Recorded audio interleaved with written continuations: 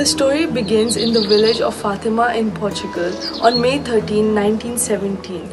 But here I am in 2022, at the same place where our Blessed Virgin Mary, Mother of God, appeared to three young peasant children, Jacinta, Francisco, and Lucia, experiencing the same beauty of faith and love of our Mother. The true meaning of Fatima is that God has spoken to us through Mary, the Blessed Mother of His Son. The lady's first appearance was on Sunday, before the Feast of the Ascension, that is May 13th. The children had lunch while the sheep were grazing.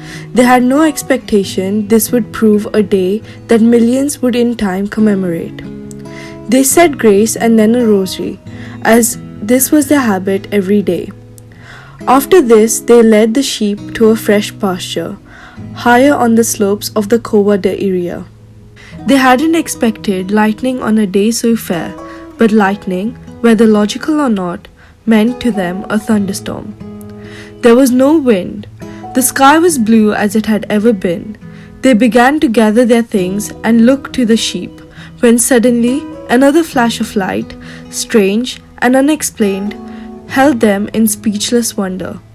They saw a lady, and she was so beautiful that they were never after able to describe her in terms they believed fitting to her radiance and glory. The lady was young, and she appeared to be standing on the topmost fragile leaves of a small oak tree, looking down at them with tender interest. It was a lady clothed in white and brighter than the sun, radiating a light more intense and clear than a crystal cup would be were it filled with sparkling water and lit with burning sunlight. Politely but directly, Lucia addressed the lady. "Where are you from?" "I come from heaven," the lady said. "And what do you want of me?" Lucia was brave enough to ask. "I want you to return here on the 13th of each month for the next 6 months, and at the very same hour," the lady said. "Later I shall tell you who I am and what it is that I most desire, and I shall return here yet a 7th time." "Ah, but heaven must be a great place indeed," thought Lucia. The children remained kneeling in the flood of this wondrous light until the lady spoke again of things that seemed to them strange. "Say the rosary every day," she directed, "to bring peace to the world and an end to the war."